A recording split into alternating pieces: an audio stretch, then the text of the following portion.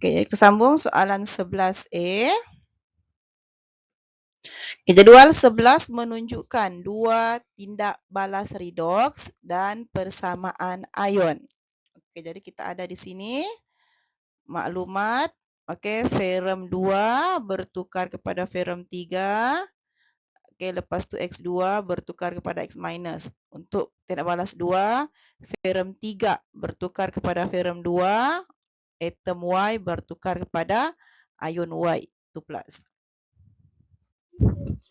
Okey, soalan yang pertama, apakah yang dimaksudkan dengan tindak balas redoks? Jadi ini yang kita hafal lah.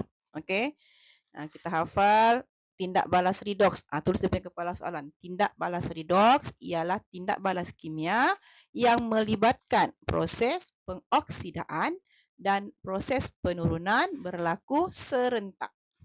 Okey, jadi definisi macam biasa, satu markah. Okey, soalan kedua.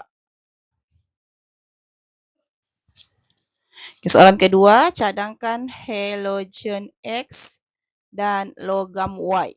Bandingkan peranan ion ferrum 2 dan ion ferrum 3 dalam kedua-dua tindak balas.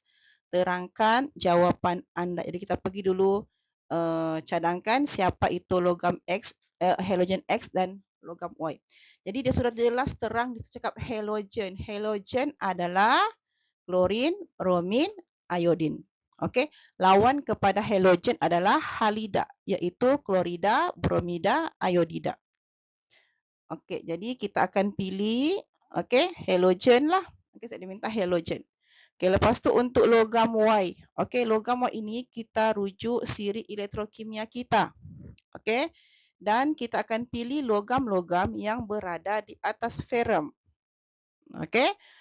Jadi kita boleh pilih logam-logam yang di atas ferrum tapi bukan yang bercas 1, bukan juga yang bercas 3. Kita mahu logam tu bercas positif 2. Jadi kita ada dua pilihan sajalah, sama ada magnesium ataupun zinc. Okey, jadi sudah kita tahu, tulislah jawapan kita. Okey.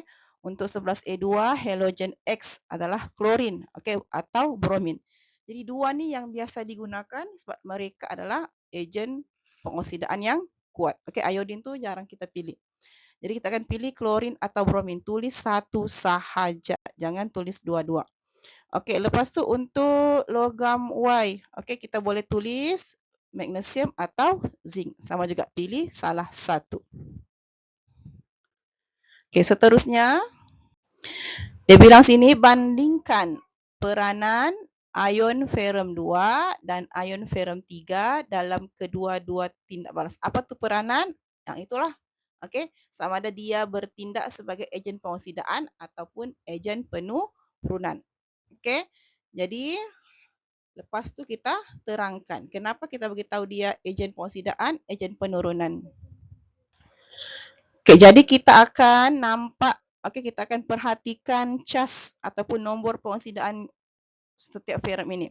Jadi untuk tindak balas yang pertama, ferrum ni asalnya ada 2 plus, bertukar ataupun bertambah kepada 3 plus. Jadi dia mengalami pengoksidaan. Jadi bahan yang mengalami pengoksidaan akan bertindak sebagai ejen penurunan. Tindak balas 2 pula, perubahannya daripada 3 kepada 2. Dia berkurang. Jadi bahan ini mengalami penurunan. Bahan yang mengalami penurunan akan bertindak sebagai ejen pengoksidaan.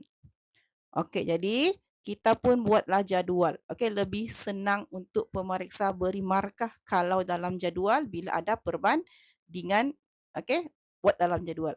Jadi kita pun buat jadual, ferrum 2 dengan ferrum 3. Jadi peranannya dulu, bandingkan peranannya. Jadi peranan si ferrum 2 ini, dia adalah ejen penurunan. Untuk ferrum 3, dia adalah ejen pengoksidaan. Kenapa? Terangkanlah yang kita jumpa tadi ni. Kerana bahan ini mengalami pengoksidaan. Yang ini pula mengalami penurunan. Terangkan berapa perubahan nombor pengoksidaannya ni. Jadi nombor pengoksidaan bertambah dari positif 2 ke positif 3.